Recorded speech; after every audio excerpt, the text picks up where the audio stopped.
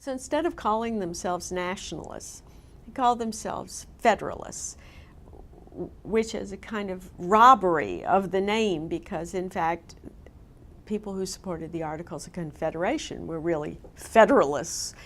These men were centralists or nationalists, but they think this name is a great deal less threatening. And unfortunately, they managed to label their opponents anti-federalists. And it's never good to be known as the anti-party. So even in the naming, they're very clever.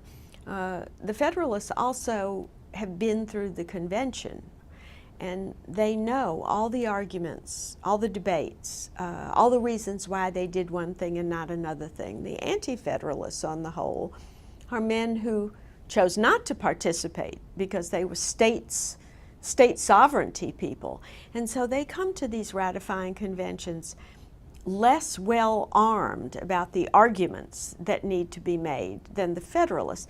The Federalists, for instance, get John Jay, Madison, and Hamilton to write the Federalist Papers, which are, in modern parlance, sort of talking points for people who are in favor of the Constitution. So if someone raises an objection, all you have to do is turn to Federalist number 58 and you have an answer.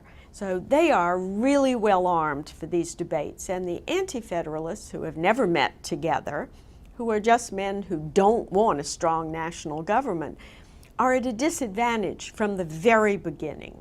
One group has a plan, the other group has I'm not sure we want this.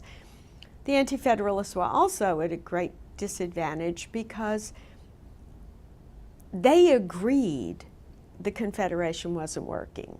And so they agreed that it should be strengthened. They just didn't want it as strong as the Constitution made it. But they couldn't argue, we don't need this, we don't need this. Patrick Henry actually does get up in the Virginia Ratifying Convention and he says, we don't need any changes. Everything's fine the way it is. But most anti-federalists said, well, it's true, we need to make some changes, and that weakened their argument. The strongest argument they had was, A, that the group had met in secret, and that suggested a plot, a conspiracy, and Americans after the Revolution were really obsessed with the idea of a tyrannical conspiracy. But their strongest argument was that there was no Bill of Rights, and that this proved that this group that met in secret meant to tyrannize the American population. Actually, the reason they had not written a Bill of Rights was they wanted to go home. They'd been there 4 months. They were living in taverns. They were away from their families. And at the very last minute, someone said, shouldn't we have a Declaration of Rights? And everybody groaned, said, we'll be here for another 2 months. And then some genius said, we don't need one because all the state constitutions have them. And if the state constitutions have them, then we're fine. They were right, but they were strategically wrong. That is, this was the strongest argument against them, and it was very powerful.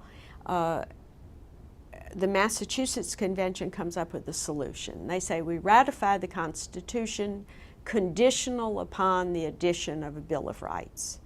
And after that, almost all the states say the same thing. We ratify, but you have to add a Bill of Rights, and that's why we have the first 10 amendments.